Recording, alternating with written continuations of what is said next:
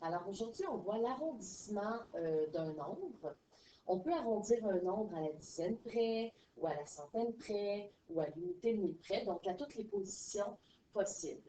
Par exemple, pour arrondir le nombre 567 à la dizaine près. Donc, je souligne le chiffre à la position des dizaines, qui est le 6. Dans le fond, ce que ça veut dire, c'est que si je plaçais le nombre 567 sur une droite numérique avec des bonds de 10, donc je serais entre la dizaine 560 et 570.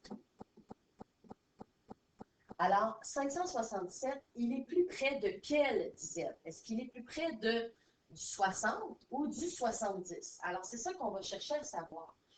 Le truc, c'est de regarder dans quelle banque de nombres se situe le 567. Donc, pour ce faire, je dois aller voir le chiffre qui est à la position des unités. Donc, le chiffre qui est à droite de ma dizaine. Il s'agit du 7. Alors, le 7 fait partie de la banque de nombres qui se situe plus à droite, donc qui se situe plus près du 570. Alors, si j'arrondis le 567 à la dizaine près, je dois ajouter 1.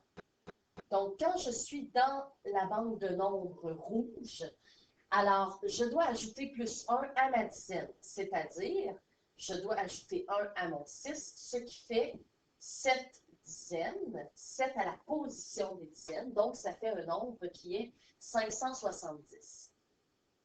Si j'avais au contraire le nombre 563, alors je regarde mon chiffre à la position des unités, qui est à droite de la position des dizaines, qui est le 3.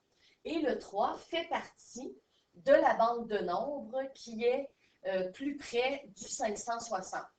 Donc, si j'arrondissais ce nombre à la dizaine près, ça me donnerait 560, car le 3 est dans la banque de nombres qui est plus à gauche, donc qui est plus près du 560.